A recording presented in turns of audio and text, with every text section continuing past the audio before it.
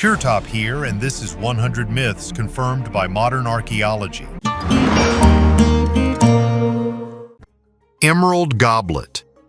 This 17th century emerald goblet is a true treasure, carved from a single piece of emerald weighing 252 carats. Such artifacts are extremely rare because the processing of such a large stone requires incredible skill. The surface of the goblet is decorated with fine inscriptions in Arabic, which indicates its origin in the Islamic world, probably from Persia or India, where the art of stone carving was at the highest level. At that time, emeralds were valued not only for their beauty, but also for their magical properties. They were believed to protect against poisons and give wisdom. Cups made of such stones could only belong to rulers or noblemen and were used on special occasions, emphasizing the status of the owner. Particular attention is drawn to the hexagonal shape and smooth edges that catch the light and make the emerald glow from within. Such items symbolize power and spiritual purity, and today this cup is considered one of the rarest and most valuable artifacts that have preserved the grandeur of past eras. The tomb that is not opened. Everyone knows about the Sphinx, but almost no one knows that there is probably a cavity underneath it, closed and even partially concreted. Back in the 1990s, geophysicist Thomas Debecki conducted an acoustic sounding of the plateau. An anomaly was discovered under the front paws of the Sphinx, an empty chamber with clear rectangular edges. It could not be a natural formation. It was a room or a tomb or something else. This news blew up the world of alternative archaeology. The claims went even further. Supposedly, ancient Egyptian texts mentioned a certain Hall of Chronicles, a place where knowledge left by the gods before the flood is stored, and it could be located right there, under the Sphinx. One step, and we could open the door to the prehistoric past. But instead, there was silence. The Egyptian authorities did not give permission for excavations. The site was declared closed for research. Moreover, according to unconfirmed reports, the shaft at the bottom of the Sphinx was filled with concrete mixture. Just like that, no comment. Why is it not clear? Perhaps not because there is nothing there, but because they know exactly what is there. Heavenly stones. Among the vast number of meteorites that have fallen to Earth over billions of years, skystone, with its bluish tint and unusual oxygen-rich composition, is of particular interest to scientists. This space fragment, discovered in West Africa in Sierra Leone by archaeologist and geologist Angelo Pittoni in 1990, is shrouded in legends. Local residents believe that these stones were former celestial beings turned into stones for their sins and dropped to Earth. Tests carried out in laboratories in Rome, Germany, and Tokyo showed that the stone consists of 77% oxygen, 20% carbon and lime, and also contains traces of silicon and other materials. This composition was recognized as unique and unlike other terrestrial samples, indicating the extraterrestrial origin of the stone. Carbon dating has shown that the sky stone ended up on Earth between 2,500 and 17,000 years ago, becoming the object of a collector's hunt. Along with skystone, the Hypatia stone found in Libya is no less a mystery for scientists. Its chemical composition is different from anything found on Earth or in space. Hypatia is material formed before the formation of our solar system. Thus, skystone and Hypatia stone continue to attract researchers with their mystery and unique composition. Would you like to own one of these stones? Oldest human tooth. Scientists have announced a sensational discovery in Germany. Ancient dental fossils estimated to be almost 10 million years old that they say do not fit into the established chronology of human history. What's truly shocking is that one of these fossils resembles the teeth of man's earliest ancestors. However, until now, such teeth have only been found in Africa, not Europe, and even then the existing range of fossils is millions of years younger. Found in September 2016 near the German city of Eppelsheim, two well-preserved teeth date back to approximately 9.7 million years ago. One of the teeth, an upper right first molar, is similar in characteristics to other specimens found in the area. But the other tooth, the upper left canine, is different, and the researchers say its outline and shape are similar to those of hominin species, including Australopithecus afarensis. The problem is that Lucy is estimated to be only 3 million years old, and it is believed that humanity's earliest ancestors began their migration from Africa to Europe and Asia approximately 100,000 years ago. So the question is, who did these teeth belong to? Which were in the wrong place and at the wrong time, and how did they get there? Miniature figurines from the past.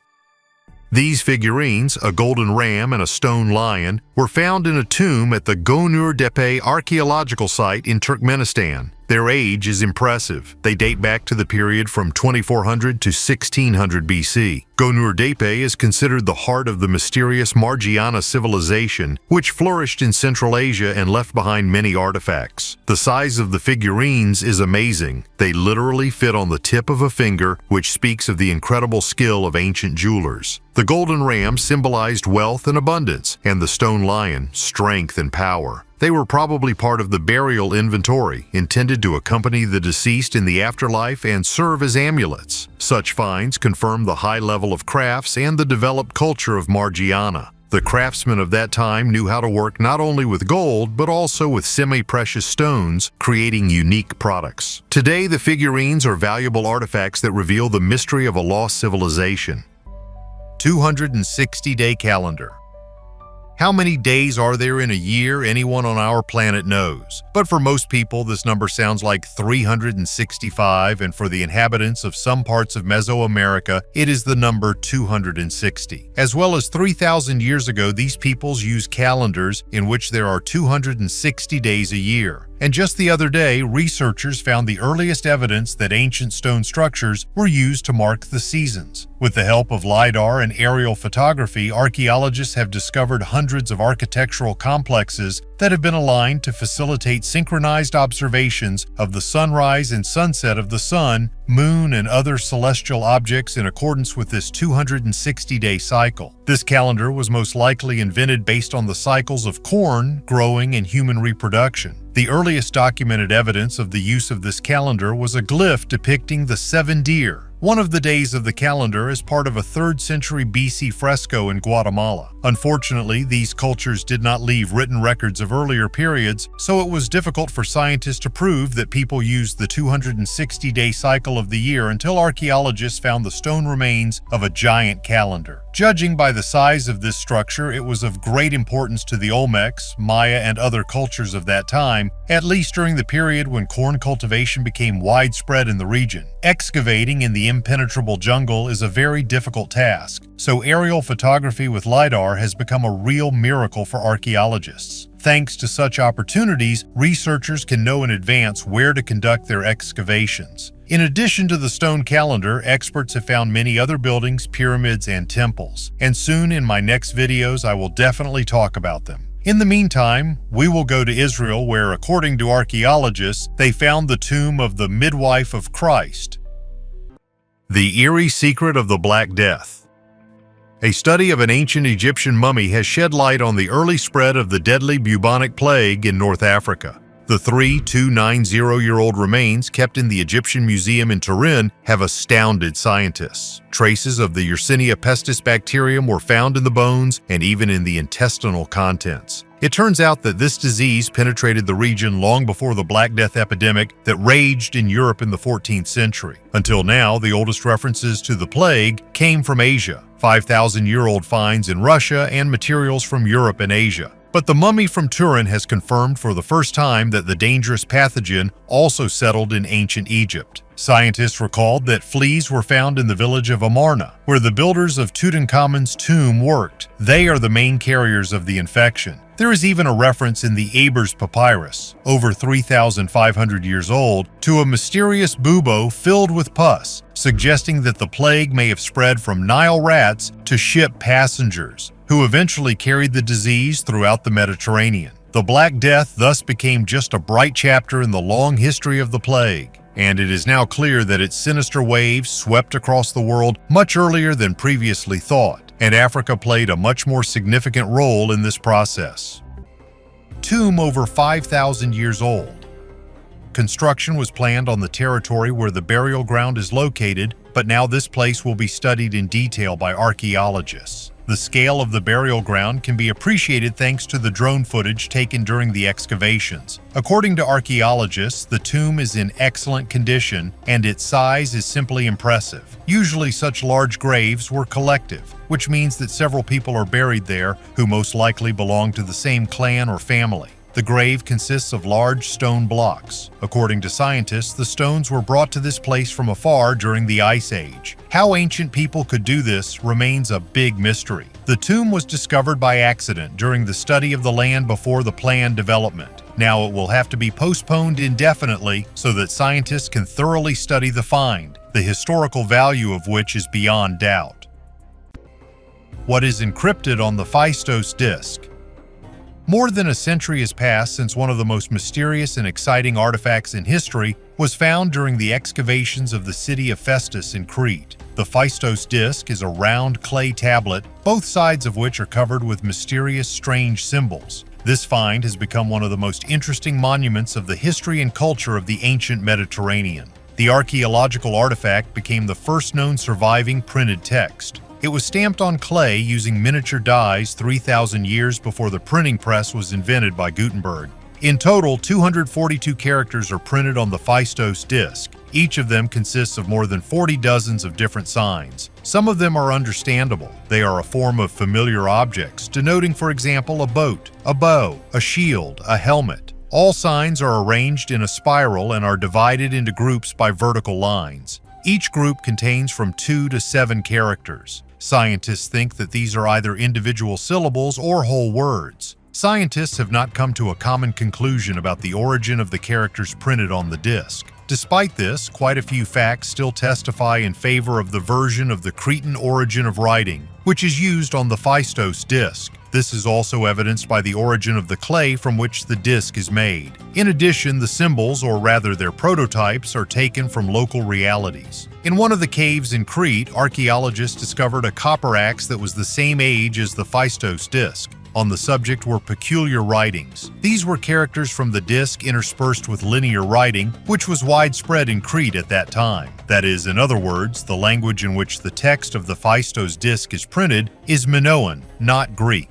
The Phaistos disk is the clearest example of technological progress in ancient times, which, for unknown reasons, did not receive any distribution in its era. The riddle of the texts of the artifact will most likely never be solved. Only a discovery equal in importance to the Rosetta Stone can help. The principle of bilingualism was used there. Thanks to this, François Champollion deciphered hitherto unknown Egyptian hieroglyphs. It is possible that this principle was used when printing the text on the Phaistos disk. 2,000-year-old cemetery in Siberia.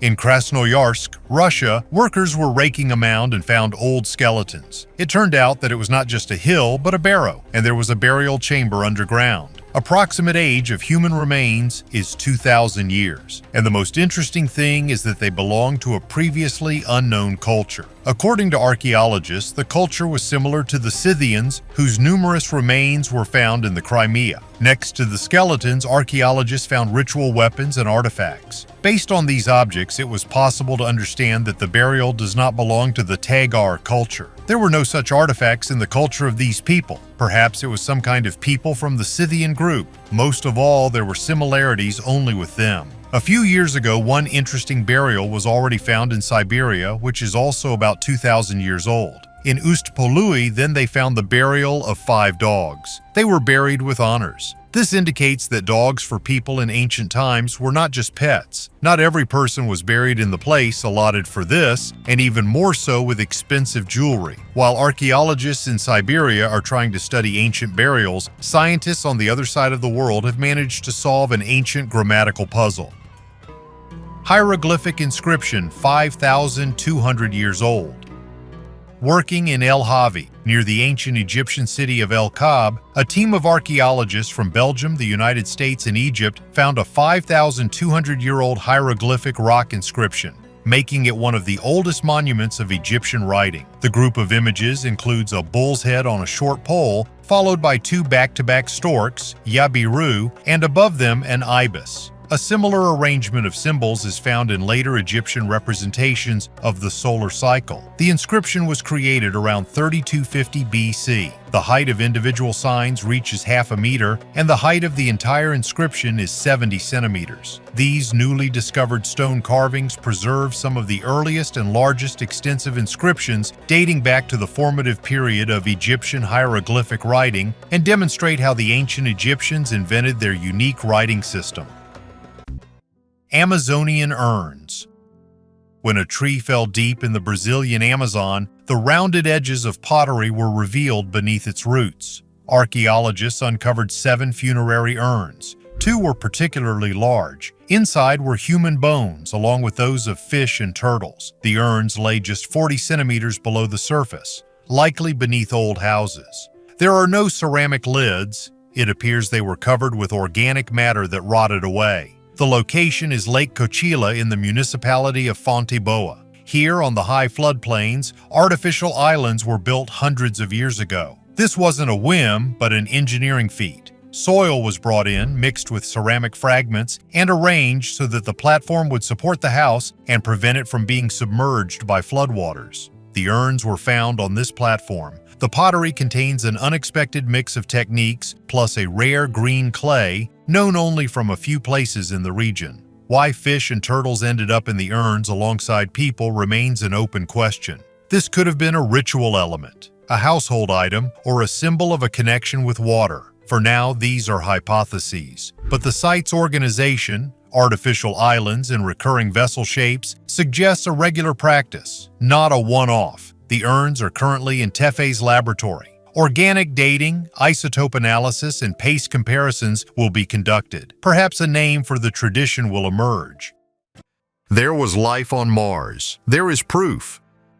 In the 1980s, the CIA conducted experiments with people with psychic abilities. Among them was Joe McMoneagle, known as Remote Viewer #1. He shared his memories on the American Alchemy podcast, telling about secret projects and unusual visions. One day he was given coordinates and asked to describe what he saw. McMoneagle described a giant pyramid, larger than the Great Pyramid of Giza, with huge halls inside. There were creatures inside that looked like people but much taller. They were trapped, surrounded by a hostile atmosphere, and they were slowly dying. Then the instructor showed a white card with the inscription, Mars, 1 million BC. Later, McMoneagle visited NASA's Jet Propulsion Laboratory to study the negatives of the photographs. He found strange structures and bones on them. In his opinion, there was once a civilization on Mars, but a huge space object deprived the planet of its atmosphere, leading to its destruction. McMoneagle also participated in the CIA's Stargate project, where psychics were trained to penetrate the minds of enemies. In 2017, a document called Exploring Mars was declassified, which described his visions in detail. The report indicated the exact coordinates: 40.89 degrees north latitude, 9.55 degrees west longitude. McMoneagle saw Martians in unusual clothing, a raging storm, and giant pyramids used as shelters. He described the rooms inside the pyramid as minimalist, designed for sleep or hibernation. The Martians were waiting for help, but there was no salvation. The psychic was sure that he was describing Earth. When he learned that it was Mars, he became angry since he could not verify the veracity of his visions. McMoneagle asked NASA for images of the coordinates he had been given. They did indeed show a strange structure near the crater. He claimed that if the pyramid had existed before the impact, it would have been destroyed by the collision. Moreover, according to him, when NASA first recorded the structure, it was glowing red. Although such experiments remain controversial, their existence is officially documented. The mystery of the ancient civilization on Mars remains open. 3 amazing artifacts.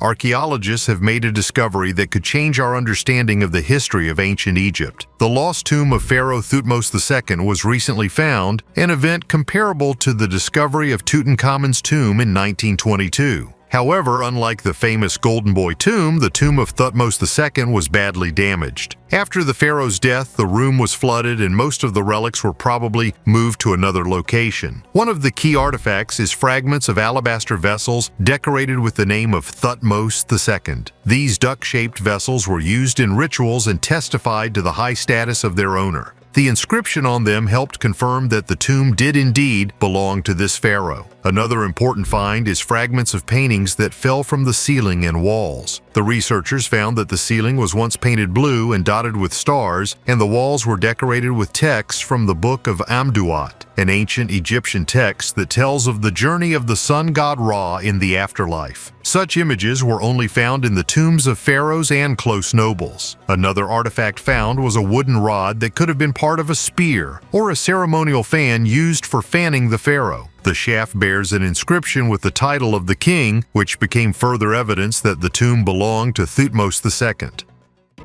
1,290 Roman coins in Switzerland.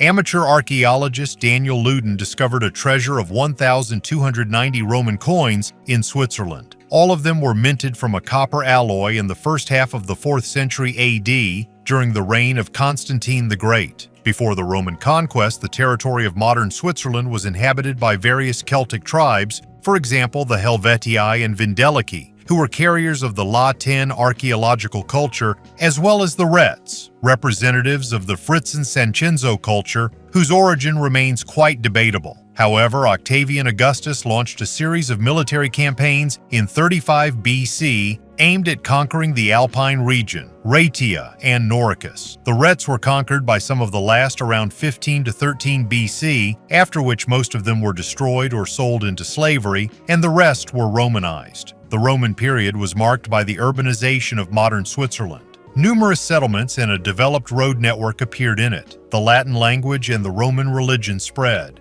Cities such as Zurich, Basel, Geneva, and Lausanne were found during this period. However, starting in 264, when the Alemanni invaded Switzerland, the Romans gradually lost control of these lands. The Germans finally conquered them in the 5th century. Amateur archaeologist Daniel Luden found several Roman coins and fragments of ceramics, which he reported to professional archaeologists. The scientists who arrived at the site removed the vessel with coins, along with the soil surrounding it, for laboratory research. After doing a CT scan, they noticed that inside the pot, the coins were divided into 2 parts. Subsequently, it turned out that the vessel contained the skin of a large horned animal. Archaeologists found it difficult to answer the question why this was done. Perhaps the coins belonged to 2 different people. All found coins are approximately equivalent to 1 gold solidus weighing 4.55 grams, that is, 2 monthly earnings of a Roman soldier.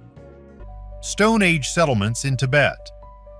A number of Stone Age settlements have been discovered by scientists in recent years in Tibet. Their research served as an important breakthrough for the archaeological periodization of the history of mankind in the territory of the Tibet Autonomous Region. During 2020 by 2021, a group of archaeologists explored the settlement of Mapotso in the Kangmar district of Shigatse City. During the excavations, 10 burials ash pits were found, the age of which is about 4,000 years. The finds include items made of stone, ceramics, and bones, as well as jewelry made of shells, jade, etc. Mapotso is the most ancient settlement among the known settlements in the deep regions of the Tibetan Plateau. Judging by the finds, ancient people were engaged in fishing and hunting here. The discovery will provide new opportunities in the search for answers to questions related to the culture of the late Paleolithic in Tibet and human adaptation to the highlands. In 2021, archaeologists also unearthed 14 ancient tombs in Banbar County, Chamdo City, and unearthed 40 artifacts including pottery, bronze, turquoise, and ball-shaped ornaments. Chen Zujin,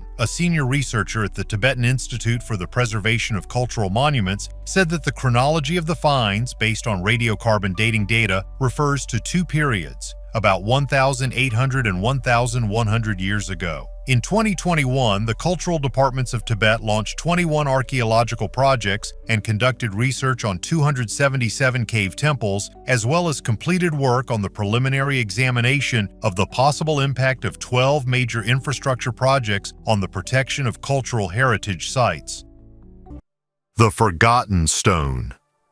In the heart of Lebanon, not far from the ancient temple complex of Baalbek, lies one of the largest processed stone blocks in history. This giant monolith, known as the Forgotten Stone, is impressive in size, 19.6 meter long, 6 meter wide, and at least 5.5 meters high. Its weight is estimated at around 1,500 tons, the equivalent of 200 African elephants. Some researchers believe that the stone was intended for an even grander structure than Baalbek itself. However, for unknown unknown reasons, it was never delivered to the construction site. The Baalbek temple complex, famous for its colossal megaliths, was built during the Roman rule in the first 3rd centuries AD. However, the mysterious platforms of giant blocks, including the famous trilithon, could have appeared much earlier. Who were the ancient builders who processed and attempted to move such massive stones? Perhaps Baalbek is the legacy of an older and more highly developed civilization, the traces of which remain unsolved.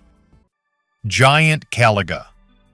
The ditches along the Roman fort of Magna have long been known for their surprises, but the May find surpassed all. From the anaerobic sludge of the ankle-breaking ditch, archaeologists raised a perfectly preserved leather boot with intact layered soles, lacing straps, and almost all of the hobnails. The length is 32 centimeters, which makes it a British size 12 to 14 and a European size 47 to 48. For comparison, the average legionary caliga barely reached today's size 41. The giant was not a figment of the imagination. A second, slightly smaller pair was dug up in the same layer, dated to the 2nd century AD. Everything was at the bottom of an ankle breaker, a clever trap where an attacker would put his foot, fall into a hole, and leave the ankle to the Roman cavalry. The swamp water cut off the oxygen, so the leather, wooden fastener, and metal spikes have reached us almost intact. Scientists are trying to figure out whether the owner was an elite bodyguard recruited from the barbarian giants or just a rare giant centurion.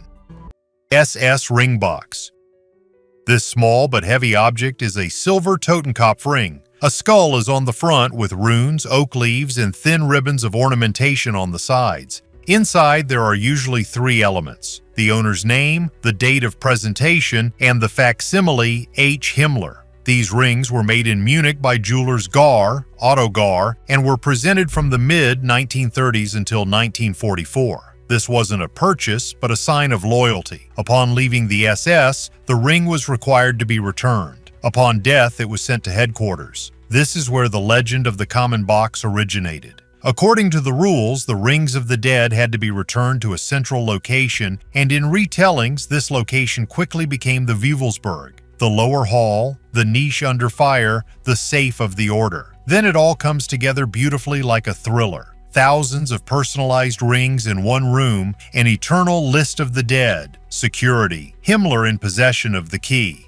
The end of the war and the piggy bank disappears. What do we have today besides these stories? Single rings with clear engravings, names, dates, the distinctive H. Himmler, in museums, police archives, and with collectors. There are packages of delivery documents and lists of recipients. There are post-war protocols for the confiscation of symbolic objects, where rings flicker like a line. But we have no single discovery of a massive accumulation of rings, no boxes from a single location containing hundreds of pieces, no archival inventory of the rings with a list of names. And this despite the fact that the ring market knows full well that if the order box really did surface, proving its existence would be a matter of 2 photographs and 1 registry. Why the legend lives on. Firstly, the item is very personal. On the inside is a name and date. Secondly, the end of the war creates the perfect curtain to conceal the subsequent movement of the rings. Some artifacts were certainly destroyed in bombings and fires, some were taken away as trophies, and others disappeared into private hands without papers.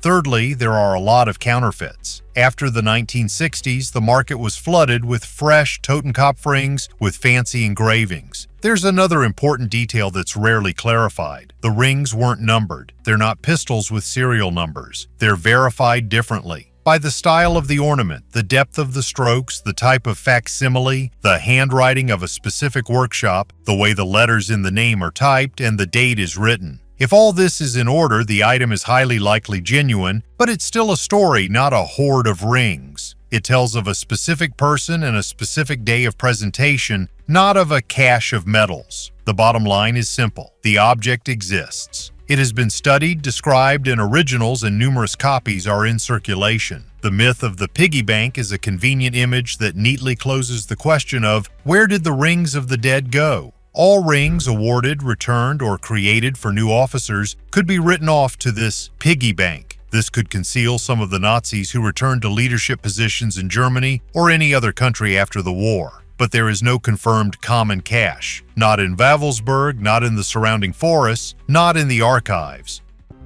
great-great-grandson of the legendary Indian chief.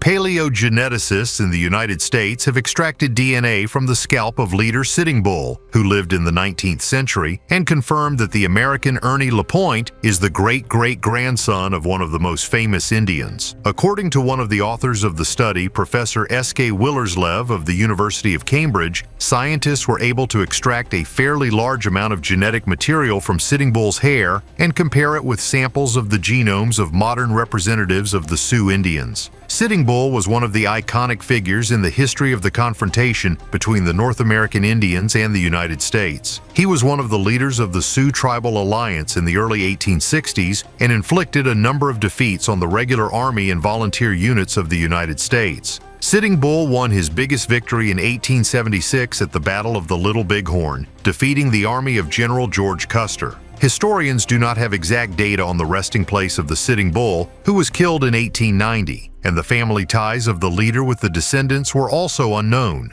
Despite the difficulties associated with extracting DNA from the hair, scientists were able to decipher 0.8% of the genome of the legendary Indian chief and confirm that Ernie Lapointe is indeed Sitting Bull's maternal great-great-grandson. Researchers hope to find other descendants of the leader in the future, as well as pinpoint the location of his remains.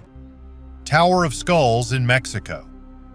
In fairness, it should be clarified that the very phenomenon of the Tower of Skulls is not something new and unique. However, it was 2020 that gave archaeologists the opportunity to discover another such object. We found a new tower not far from the previously explored one on the territory of the Templo Mayor Temple Complex, which is located near Mexico City. The diameter of the Tower of Skulls is almost 5 meters, and the remains of more than 100 people have already been found in it. Archaeologists define the date of creation of this object as the end of the 15th century. The Mexican government has already reacted to the discovery. The Minister of Culture of Mexico, Alejandra Frausto, called the found object the most impressive archaeological find in the country in recent years. The secret of the ancient inhabitants of Palenque. In Mexico, archaeologists have used a very fine sieve to sift sediments from the bottom of a sacrificial well in the mysterious ancient city of Palenque. The study helped determine what exactly the representatives of the Mayan people sacrificed to the gods. A brief report on the discovery is published on the website of the National Institute of Anthropology and History, INAH. The city of Palenque is located in the state of Chiapas. It is believed that it was the capital of the Bacul kingdom of the Mayan civilization. Presumably, the city was found in the 3rd century AD, but the main buildings in it date back to the 7th and 8th centuries. Palenque died in the 9th century. The cause of the collapse has not been established. The city is full of secrets and is famous for its bas-reliefs and carved slabs, the likes of which have not been found anywhere else. However, as part of the new project, archaeologists have studied hundreds of animal remains, seeds, charcoal, tiny shell beads, and other materials that were found at the bottom of the ritual well. As project participant Carlos Miguel Varela Scherer explained, all these things were sacrificial offerings to the gods. Their analysis made it possible not only to determine what exactly the Maya sacrificed to their patrons, but also pointed to a wide variety of sacrificial items. In addition, the analysis made it possible to establish that the Maya held religious feasts. It was established that the remains of 17 different species were found in the sacrificial well. Judging by the analysis, mussels, land snails, freshwater crabs, white perch, quails, turtles, armadillos, domestic dogs, deer, etc. were sacrificed to the Mayan gods in Palenque. In other words, the inhabitants of Palenque used local resources for religious offerings, that is, all what they could get right on the spot. In other Maya cities, when studying sacrificial offerings, scientists repeatedly found objects that were imported, and often they were brought from very remote regions. Vatican archives. Another purple pigment damages scrolls all over the world, but the ancient scribes themselves never added pigment, which over the years ate the text and destroyed the parchment. To get to the root of this problem, the researchers studied a damaged book from the Vatican secret archives. This 5-meter-high goatskin scroll was a petition written in 1244 AD. Marginal notes have already disappeared under the purple color, and some pages have become completely unreadable. Suspecting the presence of microbes, the researchers took samples from the scroll for gene sequencing. Unlike the mysterious intruder in Tutankhamun's tomb, this type of bacteria was able to be identified. However, the fact that these were marine bacteria caused bewilderment, because the history of the scroll was in no way connected with the ocean. But the damaged manuscripts had one thing in common: they were made from animal skins. This turned out to be the key that helped to find the solution. The skins were treated with sea salt, which was contaminated with marine organisms, including those that produce a purple dye. Bacteria began to multiply in the goat skin when the temperature and humidity were right. Today, the damage done to many manuscripts is irreparable, but researchers continue to hope that one day they will be able to safely remove the remaining pigment. Armor made of 6,000 scales. Archaeologists in China's Jiangxi province have made a surprising discovery. A scaly composite armor that is over 2,000 years old has been found in the tomb of Liu He, the Western Han Dynasty ruler Hai Hong. Not only does the find demonstrate the advanced craftsmanship of the Han Dynasty, but it is also completely different from the typical single-material armor of the time. According to a report from the Provincial Institute of Archaeology and Cultural Relics, the plates were made of lacquered iron, copper, and leather, with many measuring just 1 centimeter in width and 0.2 centimeters in thickness. The restoration took about 2 years, with experts assembling about 6,000 pieces found piled up in the tomb's armory, alongside swords and knives. According to Yan Jun, the leader of the excavation team, their arrangement and size demonstrate an incredible level of craftsmanship previously unknown in Han Dynasty armor. The secret of Wewelsburg. Wewelsburg is a place where the castle's shape sets the mood. The north tower is built like an arrow pointing north. At the top is a circular stone hall, referred to in documents as the Obergruppenführersaal. 12 niches around the perimeter, smooth walls without unnecessary decoration, and a void in the center. On the floor is a rosette of rays. Today it is called the Black Sun, but this is a post-war name. The SS documents do not contain such a term. Below the hall is a domed chamber with a central platform and a niche for firing. Stand in the center and the voice gathers itself without any technology. There is no mysticism. The geometry and acoustics are precisely designed. From 1939 to 1943, Himmler wanted to transform the castle into the core of the order, expand the northern wing, build an archive, a school, a hotel for his own people, and establish his own ritual of power in stone. The project was led by the architect Hermann Bartels. The stone was hewn by prisoners of the Niederhagen/Wewelsburg camp. The camp was built specifically for construction. This is important to remember when you're tempted to fixate on the beautiful symmetry at the top. Every even seam was paid for with the lives and illnesses of others. There's much inside the tower that people like to add to the picture. They talk about nighttime initiations, blood on the steps, and secret signs in the masonry. The legends are convenient, but when you ask to see the object, they lay plans, estimates, prisoner lists, and photographs of construction crews on the table, not ritual utensils. The real effect here is different. A hall without a throne, 12 identical niches, a dome below that returns sound to the center. All this is ideal for closed, intimate meetings and demonstrations of unity, not for mystical spectacles. The end of the war is visible in the stone. In March 1945, the SS attempted to blow up the northern part during their retreat. The traces of the blast cannot be hidden. Differences in the masonry, chips, soot stains, and the seams of later repairs. After the war, the castle has served as a memorial. The museum displays SS documents, reconstruction plans, the history of the Niederhagen camp, and the names of those who hauled the blocks there. Mystery of the medieval wanderer. Scientists from the University of Aberdeen, after a recent study, have established how the famous medieval wanderer ended up in Edinburgh. We are talking about a man whose remains, dating back to the 6th century AD, along with 13 other people, were discovered in 1975 under a parking lot. Then it was believed that this was a local family that had become a victim of the plague. Now the analysis, which was carried out by experts, showed that the medieval wanderer was not associated with the rest of the group and arrived in the capital of Scotland from the Southern Highlands or Loch Lomond. Ursula Scheer, the head of the research, noted that this discovery was the key to obtaining information about the movements of people in early medieval Scotland and beyond. We know little about the life of the people of that time, but we know for sure that it was a politically and socially turbulent period. Traveling and getting around was not easy back then. Cher and her team also determined that several members of the group, including the medieval wanderer, had died in agony. They made such a conclusion after studying the skulls. Most likely they were hit with some kind of blunt object, which led to a fatal outcome. This evidence provides important confirmation that the period under review was characterized by high levels of violence. The specialists plan to continue their work to get even more information and learn more about the history of Scotland in the Middle Ages. Monument of Pictish Culture.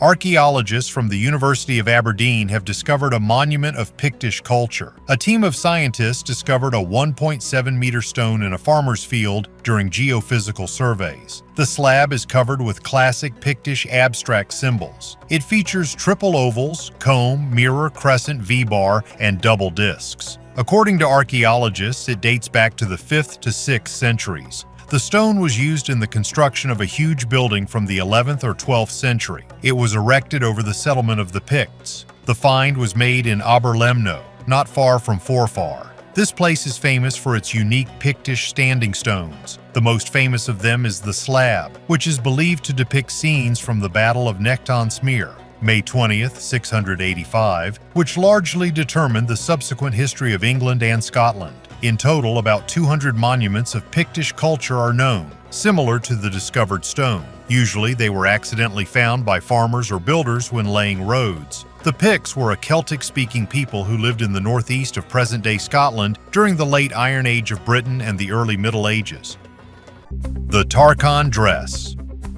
At first glance, it's just a piece of faded linen, but radiocarbon dating immediately reveals a sensation. The piece is at least 5,000 years old, older than the Giza pyramids. It was found back in 1913 among a pile of burial textiles near the village of Tarkhan, and only modern restoration revealed the details. Before us is not a burial dummy, but an item from a real wardrobe. A V-neck, thin pleats along the bodice, sleeves to the elbow. Along the armpit seams are dark stripes of salt and fat, and grains of Nile sand are hidden in the microcracks of the fibers. All these are signs of wear. The dress was worn until the very end and then placed in the tomb as favorite clothes, so that its owner would appear before the gods in something that emphasized her status during life. The linen itself is hand-woven, the threads twisted on the right side, the weave tight. The sleeves alone required thousands of carefully crafted stitches. The edges of the hem are carefully darned with a slightly different shade of thread.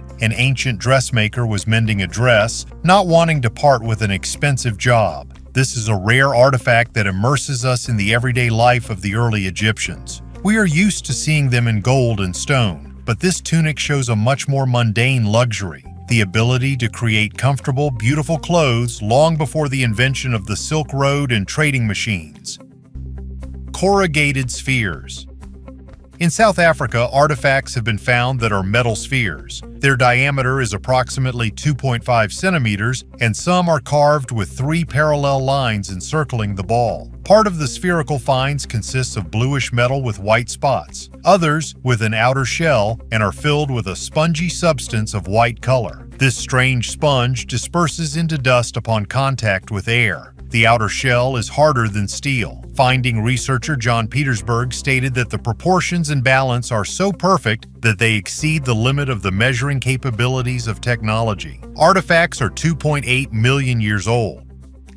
7,000-year-old plow marks.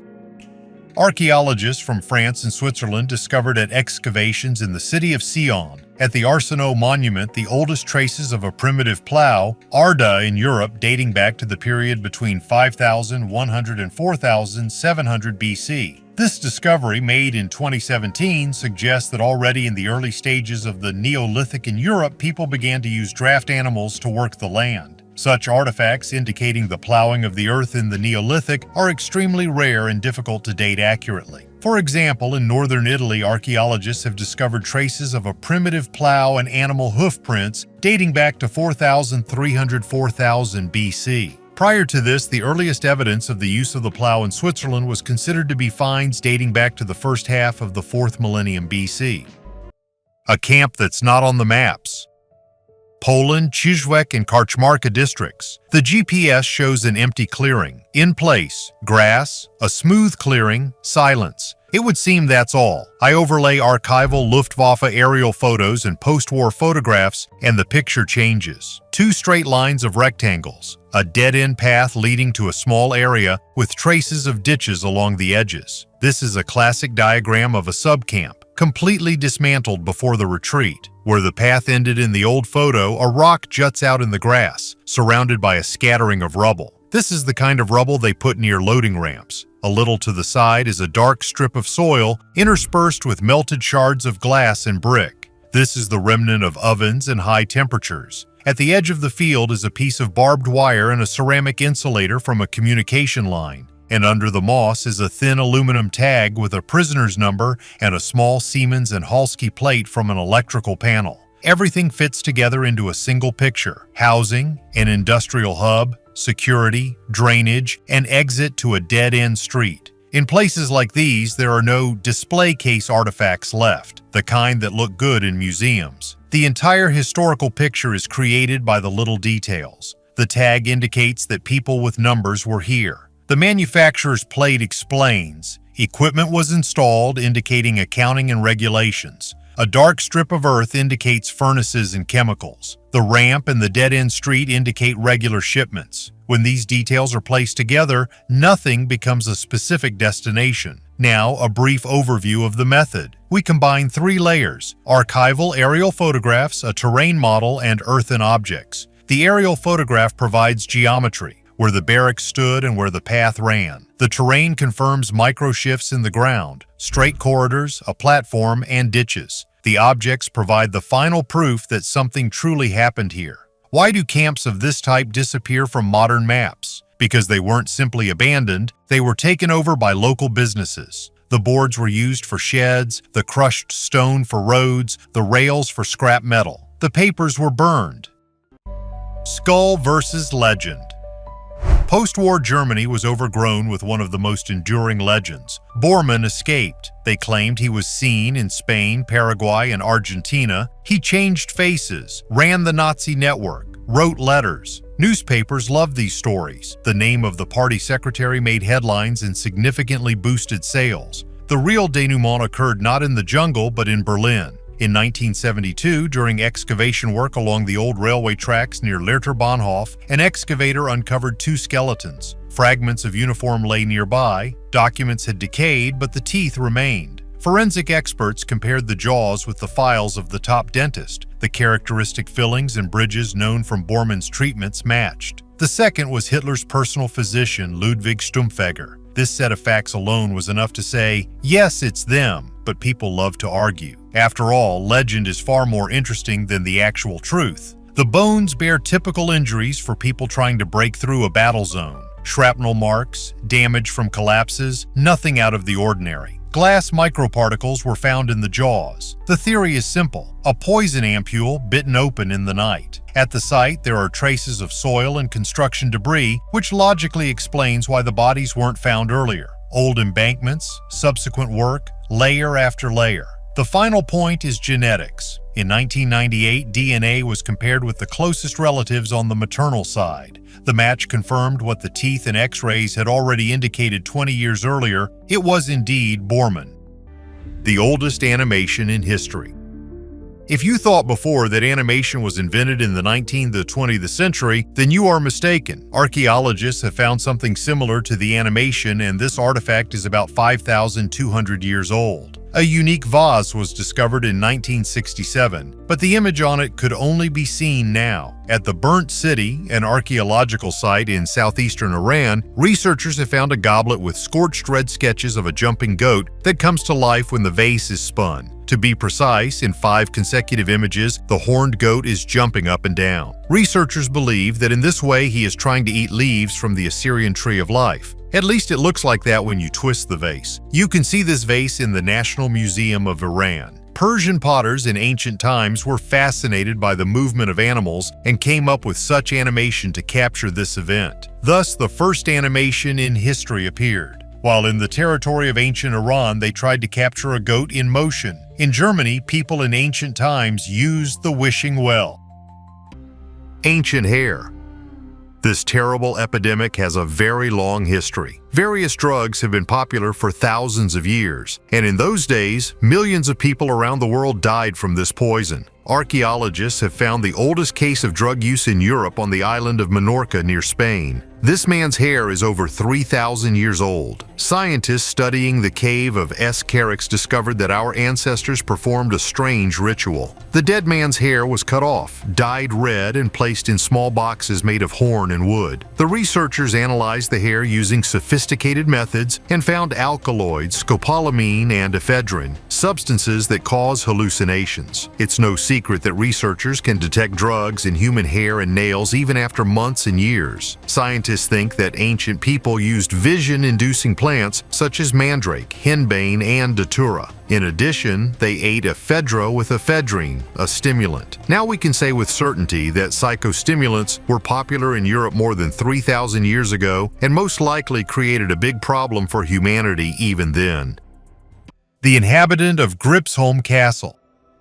Taxidermy is not just stuffing animal skins, but an art that requires a deep knowledge of anatomy. If the master makes a mistake, the result can be ridiculous or even grotesque. This is what happened with the infamous Gripsholm lion, a stuffed animal that has become one of the most curious museum relics. This lion most likely arrived in Sweden in 1731 as a gift to King Frederick I from the Bay of Algiers. As a token of the concluded treaty on the protection of Swedish ships from pirates on the Barbary coast, the ruler of Algiers presented the king with an exotic animal. After the lion's death, its remains were handed over to a taxidermist who, alas, had no idea what this animal looked like. Lions were rare in Europe, and the taxidermist probably looked to heraldic images for inspiration. Perhaps even the carved lion at Gripsholm Castle itself. This might explain the beast's odd posture, extended tongue, and unnatural expression. From the side, the lion looks relatively impressive, but looks straight on and it's obvious that something has gone wrong. Its overly round head, bulging eyes, and comically stretched mouth have made it a world-famous meme. The irony is that it was this awkward lion that became the museum's most popular exhibit. If the artist had done a better job, no one would have talked about it.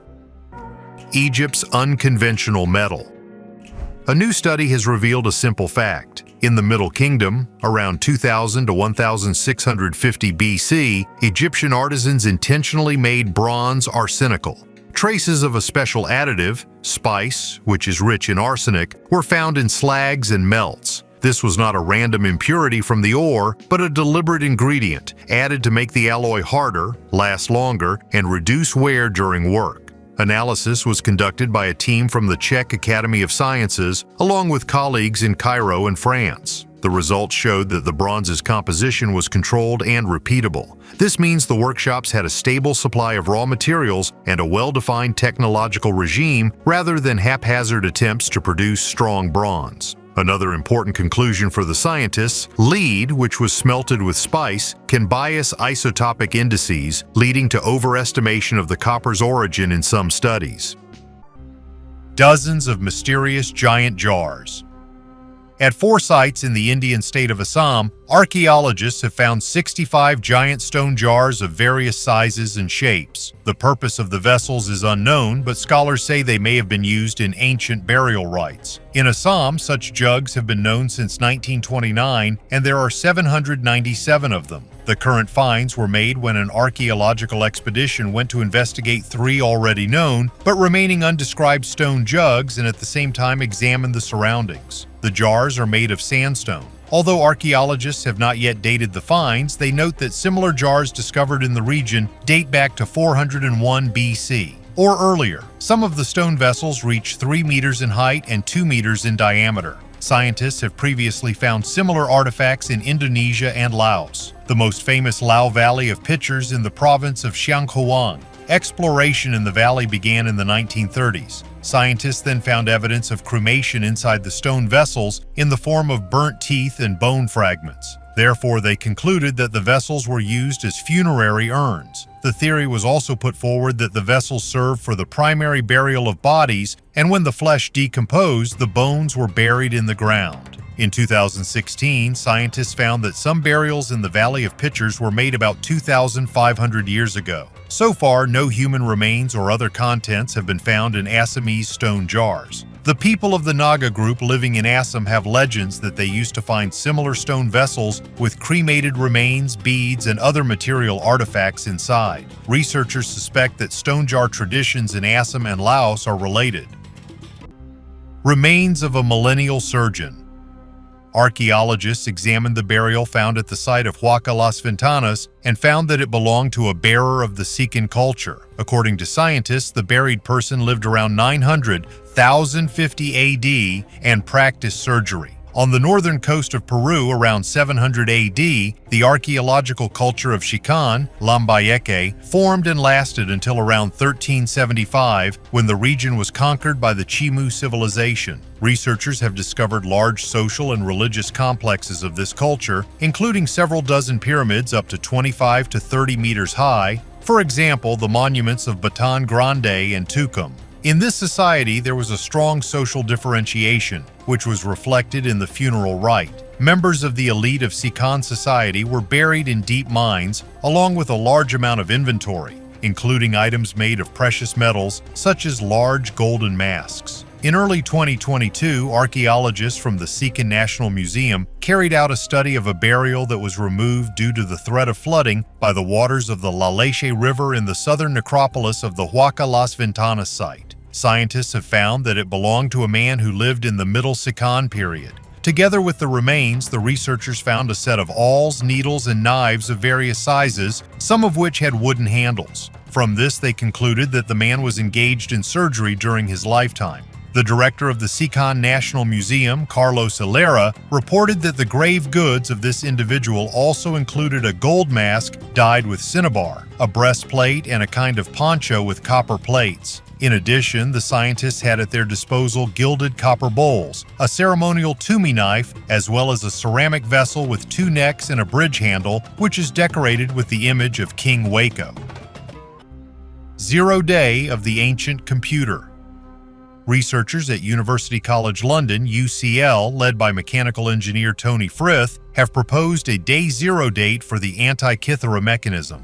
On December 23, 178 BC, a visible solar eclipse occurred, a rare phenomenon that was of great importance for the priests of that period. In addition, the sun entered the constellation of Capricorn, and there was a day of the winter solstice. And on the same dates, the religious holiday of Isia, associated with lunar and solar eclipses, was celebrated. The Antikythera mechanism is an ancient device that was used to track celestial bodies and astronomical events. Sponge divers discovered this mechanism in 1900 on an ancient shipwreck off the coast of the island of Antikythera in Greece. A year later, archaeologist Valerio Stais was examining what he thought was a piece of rock found after a shipwreck and noticed that it had a gear built into it. It turned out to be an ancient mechanical device. High-resolution X-ray tomography later showed that it was an analog computer with 37 gears, of which 30 survived. Engravings showing the solar cycle and constellations were engraved on its front surface, as well as indicators of the positions of the sun and moon. Any measuring system, from a thermometer to an Antikythera mechanism, needs to be calibrated in order to perform its calculations correctly. Of course, the ancient mechanism was hardly perfect. It's not a digital computer, but gears. But with its help, it was very good to predict solar and lunar eclipses. Garnet Raven.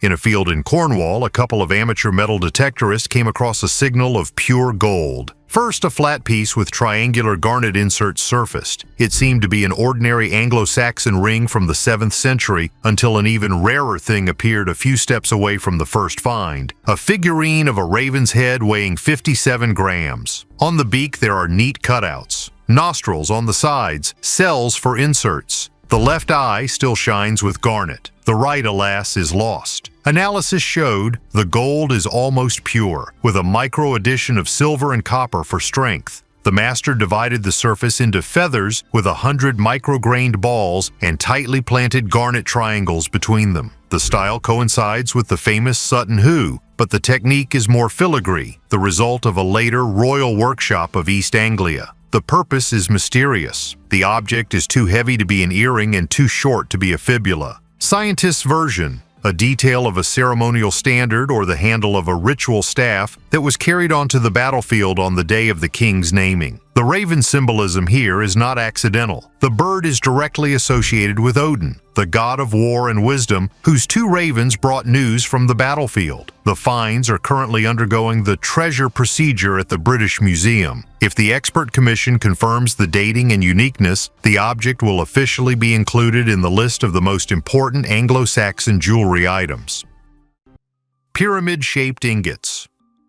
Northern Bosnia on the Sava River. Underwater archaeologists are recovering from the seabed not jewelry or coins, but hundreds of iron bipyramidal ingots, rare blanks from which knives, arrowheads, and parts for everyday items were forged 2,000 years ago. These double pyramids are rarely found in finds. Previously, single specimens were found in museums in France, Germany, Slovenia, and Sarajevo, but here, an entire warehouse is found. This dates to approximately the 1st or 2nd century BC, a time when local exchange networks were being restructured under Roman pressure, and iron was becoming the main currency of the crafts. The archaeologist's theory is simple. These are sunken cargo. The river was rocking, which could have capsized the barge or even swept the cart into the water during the crossing. The current carried away the lighter goods while the heavy bipyramidal ingots lay in piles on the seabed. The site was measured with reference points and a 3D model was created using photogrammetry. Each ingot was immediately placed in distilled water to slow corrosion. Next comes the chemical analysis. Analysis will reveal what ore was used to smelt the iron and what routes it was transported. If the routes match, the Sava will emerge as a powerful transport corridor even before the arrival of Rome, and Bosanska Posavina will become a hub where iron was transformed into power, weapons, tools, and infrastructure. This is a rare case where a hoard reveals not luxury but production. These are not finished goods, but semi-finished products and logistics, a useful insight into the economy of the time. Such finds provide insight into what was traded and how it was transported. Broken nose of ancient statues.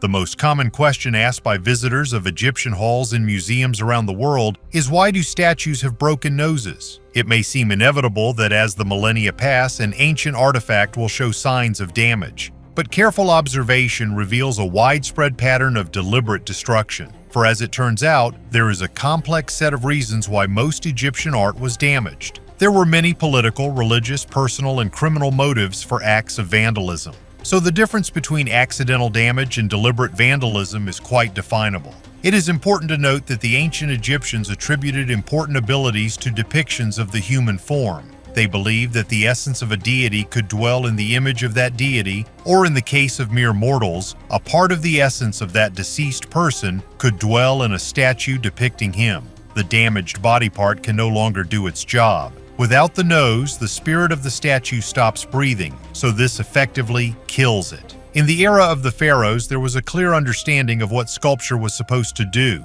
Even if the petty tomb robber was mainly interested in stealing precious objects, he was also concerned that the deceased might take revenge if his image was not mutilated, killed. The destruction of statue noses on a large scale was primarily political. Defacing statues helped ambitious rulers rewrite history in their favor. The purposeful precision of the chisels suggests that the Vandals were skilled workers trained and hired for this very purpose. The understanding of statues and reliefs has changed over time as cultural mores have changed. During the early Christian period in Egypt between the 1st and 3rd centuries AD, the local gods who inhabited the sculptures were feared as pagan demons. Statues were attacked. Their noses and mouths were beaten off in order to neutralize. Yes, religion was new, but the fears and methods of struggle were old. A symbol of these fears and a demonstration of these methods is the Great Sphinx at Giza, the face of which the successors of the Christians, the Muslims, disfigured by depriving the nose. Ancient bison steak. In 1979, gold prospectors in Alaska stumbled upon what they initially thought was just a piece of rock. But beneath the ice was a body, not a human, not a mammoth, a bison, almost intact. They named it Blue Babe because of the bluish tint of its skin caused by the reaction of iron with the surrounding rock. The bison died about 50,000 years ago during the Pleistocene. Judging by the marks on the carcass, it was killed by a cave lion. But the most important thing is how it was preserved. Thanks to the permafrost, the tissue remained dense, almost like jerky. Hair, muscle, skin, everything was present. It was the first step bison specimen ever recovered in this state. When the research was completed, the project leader, paleontologist Dale Guthrie, decided to celebrate with dinner. He took a small piece of meat from the neck, stewed it with onions, carrots, and spices, and served it to his colleagues. The meat was tough with a strong, earthy flavor. Someone described the aroma as mushroomy or glacially damp. No one was poisoned. Everyone survived. This incident became legendary because it's not every day that you dine on an animal that died tens of thousands of years before you. And although this was a scientific experiment, not a gastronomic spectacle, it reminds us that the past sometimes returns not in a museum, but right on the table. Olmec heads in Mexico. The Olmecs were an advanced early Mesoamerican civilization that greatly influenced later cultures such as the Aztecs and Maya. The Olmec culture flourished along the coast of present-day Mexico from 200 to 400 BCE. The Olmecs were extremely talented artists and sculptors. After this civilization, there were many statues, steles, masks, figurines, etc. The most famous creation of the Olmecs are giant stone heads, at least 17 monumental stone sculptures in the form of human heads, which are carved from large basalt blocks. The age of the stone heads dates back to at least 900 BC. Now there is a lot of controversy in scientific circles regarding the origin of the sculptures, given the clearly African features of their faces. Many kilometers of ancient civilizations. I'm going to talk about a few strange places on Earth where there is something very similar to modern airstrips, only they were created thousands of years ago. Civilizations of the past could well have aircraft, and very different ones, from the likeness of modern aircraft to vimanas and saucer-shaped vehicles. There are several places in the world that everyone calls the runways of ancient civilizations, and historians are not bothered at all. But now in more detail about these places. I'll start with one of the most important cities of the Mayan civilization, Teotihuacan. One could say about the pyramids with a strange platform, as if for landing, but the topic is a little different. Directly from these pyramids, very close to the ancient city, is the so-called Road of the Dead. No matter how strange it may be, this is a straight road, 2.5 kilometers long, which at one moment simply breaks off. That is, it begins in the ancient Mayan city and does not lead anywhere, which is at least strange and illogical. Most likely, this is not enough to claim that this road is a runway,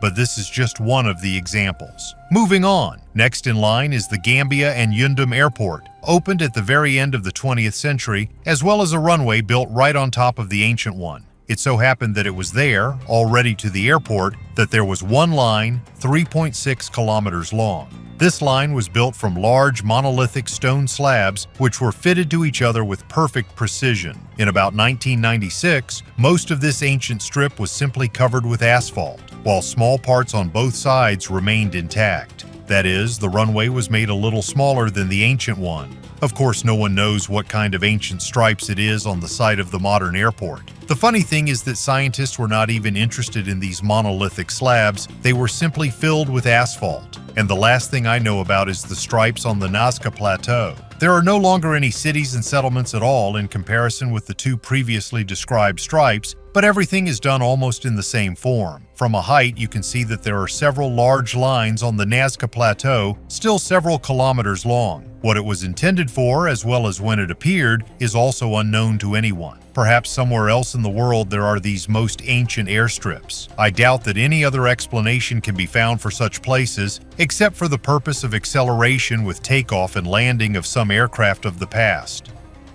The first navigation charts in the world.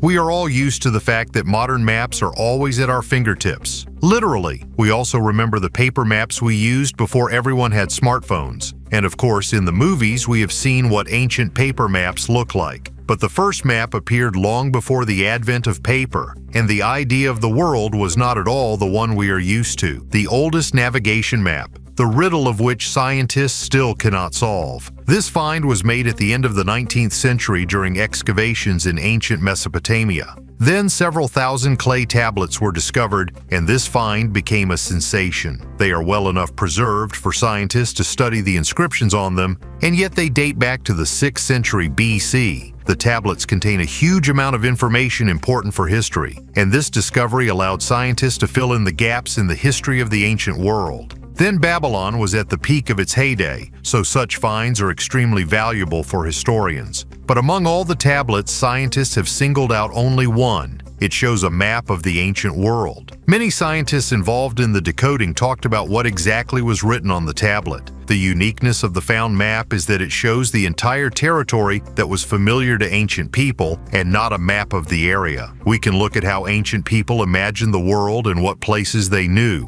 The drawing of the map is a circle that denotes the earth, and around it, the water. Small circles probably depicted cities, and triangles, mountains. There are also names of places on the map which of course are different from those we know. For example, the world ocean is called Bitter Waters here, and the place that is called Swamp is most likely the mouth of the Shat al-Arab River. The ancient people who created this map assumed that the earth consists of 4 endless coasts of the earth. Of course, there were inaccuracies in the map, but the very fact that a map of the world appeared long before our era is amazing. By the way, the map itself says that it was a copy of an even more ancient map, which dates back to the 9th century BC. The reverse side of the tablet raises many questions, the answers to which scientists have not yet found. This side lists all the animals that ancient people knew, but only 2 species of them lived in this territory. Also on this side is the myth of how Marduk, the chief god, cast down all the others into the underworld. It also describes the reign of King Sargon I.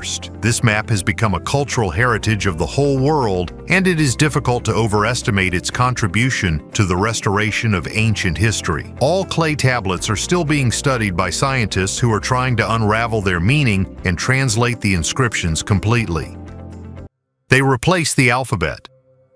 A quipu is a bundle of knotted ropes, the main thread from which dozens of colored cords hang. For a long time, it was believed that the Incas simply counted corn and taxes with knots, as if they were ancient abacuses. A team of linguists and programmers loaded 21-hole quipus from a museum in Peru into a neural network. The algorithm looked at what color the rope was, at what distance from the main line it hung, what kind of knots were tied, and in what order. The machine quickly found repeating combinations, like identical words in a long text. It turned out that the same set of knots on a yellow rope is found next to records of grain pantries, and another on a red one is bundled with lists of warriors. Scientists compared this with colonial Spanish documents and realized that the quipus conveyed a meaning much richer than a simple count. For example, the combination of green rope plus 3 short knots almost always marks a place where corn is stored, while red plus double knot may mean a tax for the army. If the method is confirmed on a larger number of samples, the quipu will cease to be a knot calculator and will be recognized as a real writing system. Then the Incas will have to be rewritten from the list of civilizations without letters to the list of peoples who simply chose a different alphabet, the rope alphabet.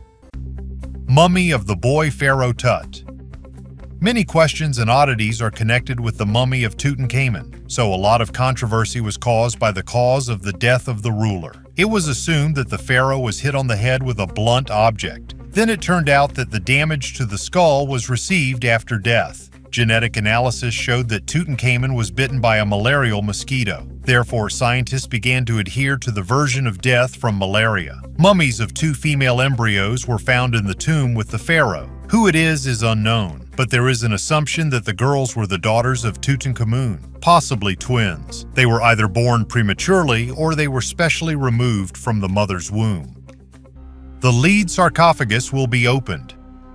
Archaeologists will open the mysterious sarcophagus from the burnt Notre Dame Cathedral. French archaeologists have announced that a decision has been made to open a human-shaped lead sarcophagus found in the cellars of Notre Dame Cathedral, after which forensic experts from Toulouse will examine its contents, determine the current state of the skeleton, its gender, a possible cause of death, take DNA samples, and clarify the age of the burial from using radiocarbon dating. The sarcophagus, probably dating from the 14th century, was discovered under Notre Dame Cathedral during renovation work on the building after a devastating fire in 2019. Apparently, the anthropomorphic coffin was made for a high-ranking dignitary at the beginning of the 14th century. That is, a century after the construction of the cathedral itself. To look inside the sarcophagus, which was deformed from the load of earth and stones that pressed it down, the experts tried to use an endoscopic mini-camera, but this was not enough to fully study the find. It was only possible to make out the upper part of the skeleton, pieces of cloth, hair, a pillow of plant remains, and a number of as yet unidentified objects. Nameplates could not be found.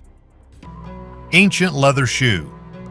On one of the mountain passes, while exploring the Hestfoni ice spot, archaeologists from Norway discovered many artifacts, among which is an ancient leather shoe. The researchers found that many factors indicate the presence of horses in the territory of the finds. It is assumed that the ancient local pastoralists used this pass during seasonal movements. This is confirmed by 3 ancient paths found by archaeologists. Surprisingly, the paths of the ancestors are marked with stone markers. Also found in the research area were several horseshoes, one of which turned out to be about 700 years old, as well as an ancient leather shoe dating from approximately the 3rd to 4th centuries AD. Scientists have also found the remains of a stone shelter, tools for hunting deer, as well as parts of a bow and arrow. It is noted that all the finds were recorded gradually as the process of glacier melting took place. Who knows what secrets are hidden in the ice blocks? Ancient Empire Tomb.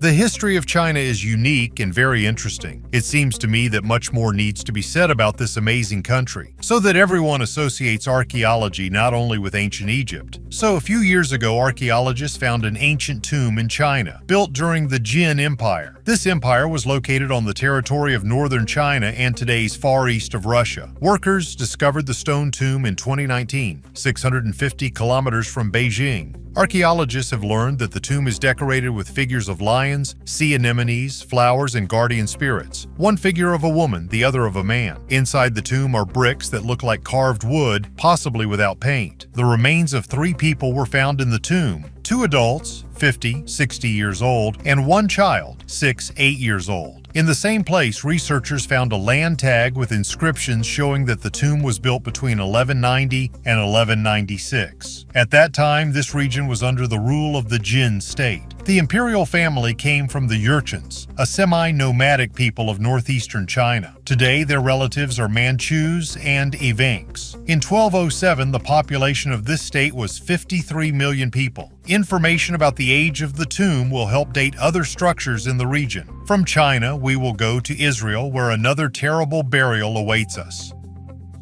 Black Pyramid.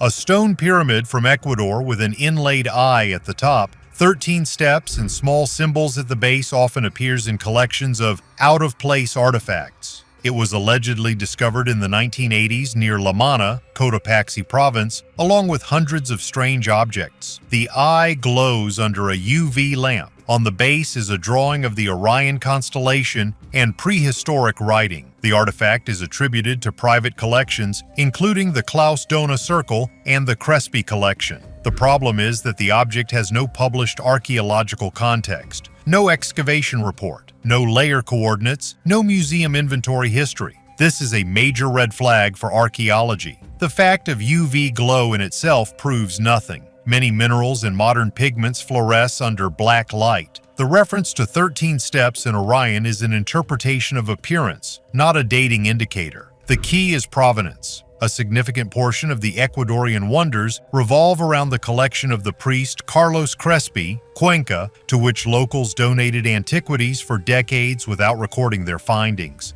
As early as the 20th century, a number of researchers and journalists labeled a significant portion of this collection as fakes or late artisanal artifacts, and the collection itself remained outside the scope of normal scientific publication. True anomalous objects inevitably leave a trail of documentation, location, layer, accompanying ceramics, charcoal for dating, laboratory reports, publication in a specialized journal, and museum inventory. The Black Pyramid lacks this. Ancient goddess statue. In Croatia, archaeologists have unearthed a damaged statue, believed to be the goddess Venus, dating from the 2nd century. She was taken to the Museum of the Motherland in Beograd, where the statue of a Roman naked girl discovered in Zadar will be preserved and studied in detail. So the statue is large, about 180 centimeters in height, but only a part of the statue has survived. from knees to waist. The pose of the girl resembles the headless and armless statue of Venus the Conqueror with Herat, which is kept in the Archaeological Museum of Split. The statue of Venus, discovered in the 18th century in the palace of the Emperor Diocletian in Solon, also has its right knee bent and its leg slightly forward. Zadar, where part of the statue of a naked girl was found, was a prosperous city during the era of the Roman Empire. She was found in the ruins of a local luxury villa. Researchers believe that one of the wealthy residents of the city could live in this house. It is possible that this statue adorned the atrium of the villa. Archaeologists have discovered that the floor of the house was made of marble, approximately 260 square meters area. The walls of the villa are also lined with gray marble. Bloody waterfall.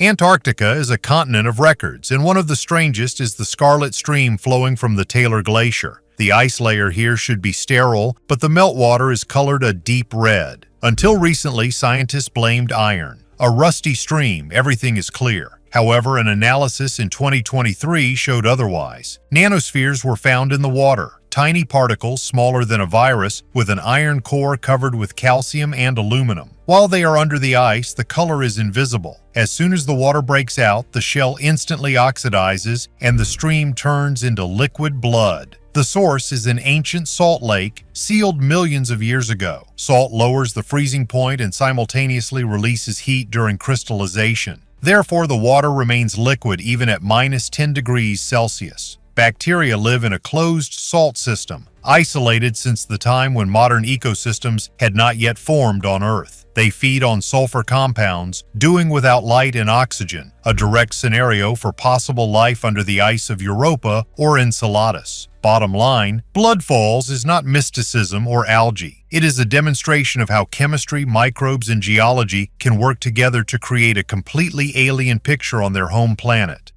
Siberian blacksmith. The Krasnoyarsk excavation of Pinchug 6 initially looked like another standard Xiongnu burial mound field. Everything changed when a buckle with a carefully welded loop was removed from the burial lens. A metallurgical examination showed that the connection was made by real welding. For the 3rd century AD, this is a technological gap. Nearby lay miniature hammers, knife blanks, and a charred half of a forge, all in one grave, and the remains were cremated along with the tools. A classic funeral rite for a master who, according to beliefs, would need a forge in the afterlife. For Siberia of that time, such welds were never recorded. The composition of the weld, iron plus phosphorus, coincides with the practice of the Xiongnu steppe blacksmiths, but the method itself is clearly from somewhere further south. This means that the equipment arrived in transit through the Altai to Yenisei trade corridor, got stuck in an isolated settlement, and was mothballed. Sanctuary of the God of War. In France, archaeologists have found a sanctuary dedicated to the god Mars from the 4th century AD. Next to it, a Roman necropolis was found with funerary items about 1,500 years old. Excavations are taking place near La Chapelle de Fougères, where traces of a necropolis and a sanctuary were found back in 1984, and archaeological research began in 2018. The sanctuary is probably dedicated to Mars, the Roman god of war. Dozens of swords and spears, presumably ritual, and a small figurine of a deity were found at the excavation site. Mars was at first the god of fertility and nature, but later became the god of war, like the Greek Ares. Archaeologists have found the remains of furniture, brooches, military items, and a set of coins. The sanctuary is believed to have been in use during the early Roman period, and it was abandoned in the 4th century AD. Near the sanctuary, dwellings with household items and ceramic utensils were found. In addition, a Roman necropolis with approximately 40 burials from the late Roman period up to the 5th century has been excavated. Funerary objects were found there: silver bracelets, hairpins, buckles, glass and pearl beads, ceramics, and footprints. In one burial, a dagger and horse harness with iron and bronze decorations were found. All found artifacts were sent to storage for further study. And the next find is interesting because we will find out when drugs became popular in Europe. El Toro artifacts. Hundreds of stone and bone objects are circulating online under the name El Toro. Books made of slabs with embossed covers, masks, figurines with almond-shaped eyes, and tablets with unknown writing. They are supposedly found in the El Toro Hills in Mexico, and the total number of specimens is sometimes estimated at several thousand. sometimes even up to 20,000. Some of the artifacts are indeed skillfully crafted with precise carving and repeating motifs.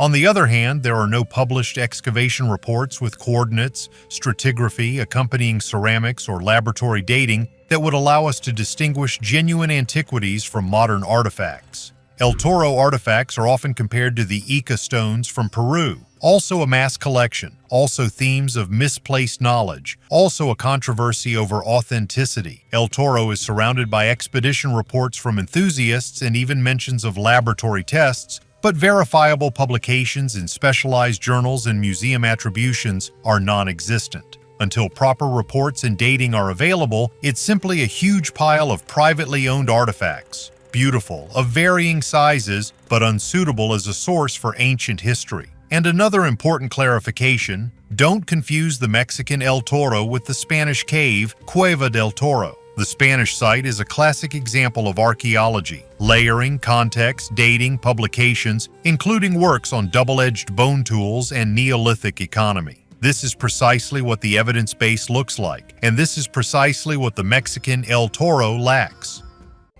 Ritual axe, 4,500 years old. In China, in the city of Wuxi, archaeologists have discovered an ancient ritual weapon, an engraved axe that is 4,500 years old. The axe belongs to the Liangzhu culture, one of the most developed cultures in China at that time. This culture lived in the Yangtze River Delta, but when the floods occurred, the people of Liangzhu were forced to leave their capital and settlements. This led to their complete extinction around 2300 BC. Scientists have found 329 stone tools, 73 stone and bone arrows, and many other ceramic and jade artifacts. The most interesting is the axe, on which images of tigers, patterns of clouds, and birds are engraved on both sides. The axe was found on a sacrificial platform and shows signs of wear and damage. Scientists believe that the axe was not used in battles, but in rituals and ceremonies to symbolize power. Liu Baoshan, head of the local archaeological institute, said the patterns on the axe were made with a harder stone tool. This is the first tiger engraved axe found in the region. Now we will dive into history even deeper and find out what our ancestors ate more than 100,000 years ago. Madagascar, 10th century. Southwest of the island, Igorombe region. On the Tenica Plateau, a team from the University of Bern uncovers a whole stone world. Terraces, niches carved into the rock, artificial pools and traces of a quarry, scattered over an area of more than 8 square kilometers. Radiocarbon dating of coal from the cultural layer confidently places it between the 10th and 12th centuries, and here's where things get truly interesting. Individual elements of the complex are eerily similar to Iranian Zoroastrian funerary monuments, towers of silence, where bodies were left in the open air and the cleaned bones were later transferred to stone vaults. Doorways are visible in the niches of Tenica, and some rooms replicate the layout of Persian crypts. There are no direct remains, which could have been erased by the climate, but the architectural logic strongly suggests the presence of groups with Iranian religious roots in Madagascar in the early Middle Ages. Fragments of Chinese and South Asian ceramics from the 11th to 14th centuries add another layer. The island was so tightly connected to Indian Ocean trade networks that even a settlement 200 kilometers from the coast is part of transoceanic exchanges. If this hypothesis is confirmed, the textbook diagrams of the two sources of Madagascar's settlement will have to be rewritten, adding a Persian connection and land communications across the inland plateau. A man in a fox skin. Ulukak Hoyuk, Western Anatolia. 9 centimeters of clay in a very specific image. The man is not naked but wears a fox cloak with a detailed collar and dangling strips of fur. The modeling is smooth, the firing is clean, the edges are tight, the work of a confident hand from a local workshop. The reason for the fox is clear without any mysticism. In Anatolian themes, it symbolizes warmth, hunting, and the right to lead. On the pillars of Göbekli Tepe, the bottoms of the figures are covered with fox skin. The distance between the monuments is centuries, but the meaning is the same. Clothing as a symbol of role. Here, status is determined not by the body, but by what is draped over the shoulders. The figurine is domestic. The base is trimmed, indicating it stood on a stand. Small chips indicate it was handled and moved, It lived indoors, not spent centuries in the ground. Traces of ochre are typical of ulujak on such objects. If the paint is confirmed here, the cloak could have been accentuated by the color. Huge stone balls. Archaeologists have unearthed stone spheres on the small island of Isla del Cano and in the delta of the Diki River, where they have previously found more than 300 similar balls, from very small ones like children's balls to multi-ton ones and reaching 3 meters in diameter. It is assumed that they all appeared during the Chiriqui period, during the heyday of the pre-Columbian Diki culture in the valley of the Rio Grande de Taraba. Diki society is considered advanced for its time. It created complex social, economic, and political systems. The Dikis built large structures using rounded boulders, paved areas, burial sites, and round or rectangular mounds with stone walls. Stone spheres are found in rows in former public squares or along the approaches to the dwellings of the ruling elite and leaders. It is still unclear why and how these spheres were created. It is likely that they appeared even before Dikis. It is difficult to establish an exact timeline because the balls have been badly damaged due to soil conditions, changes in temperature and humidity in the environment, as well as flooding caused by hurricanes and tropical storms. Another problem is the traces left by the banana company that operated in the region in the middle of the last century. Stone balls from Costa Rica were probably made by working and polishing. To avoid splitting, the spheres were ignited with hot coals and then doused with cold water. After hewing, they were polished with sand or leather. However, it is not clear how the stones got into the jungle at all. An analysis of some of them showed that they were made of shell rock and limestone, which are found on the banks of the Dikvis River, which flows at a decent distance from the place of their discovery. It was almost impossible to move multi-ton stone balls without special transport. Moreover, similar clusters of balls have also been found in the Volga region, the Komi Republic, on the beaches of California and New Zealand, the islands of Franz Josef Land, and in Bosnia and Herzegovina. Scientists put forward a version that stone spheres may be of natural origin. They could have formed 50 to 60 million years ago in the muddy sediments of the coastal zone of the sea basin. In this case, there should be a seed inside, a fossil, an ancient shell, or an accumulation of carbonaceous matter to which calcium carbonate or calcite was drawn. Rate this video with your thumbs up or down and share it with your friends. A kind comment from you, a new video from me. Thanks for your views. Bye everyone.